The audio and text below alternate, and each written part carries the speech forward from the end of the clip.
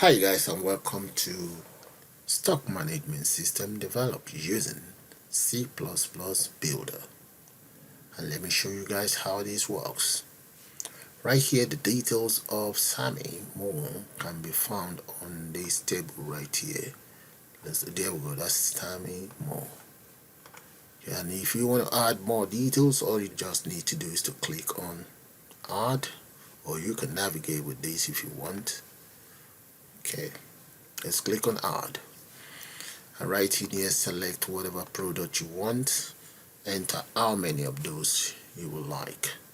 Order date, you can enter your order date, and if you want to change any of the valid date there, like the valid from this very day, and the order can expire maybe, let's say, in about a couple of days time. Is it on sales? Do you want any discounts? VAT, yes. And here, let's say you're paying by debit card and it's a Visa debit card. Order number, customer details or customer ID, then the name of customer, let's say it is Felix Frogner.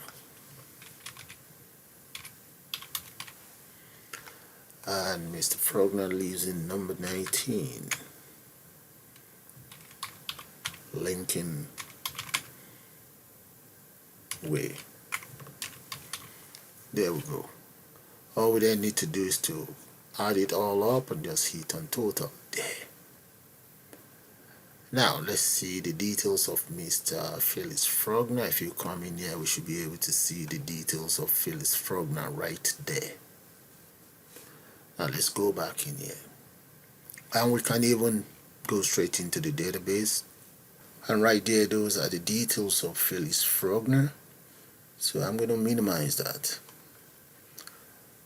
And what I'm going to do next is I'm going to take you guys straight into C++ Builder, and we'll put one of these together. And just for your information guys, this is just an overview. See you guys shortly.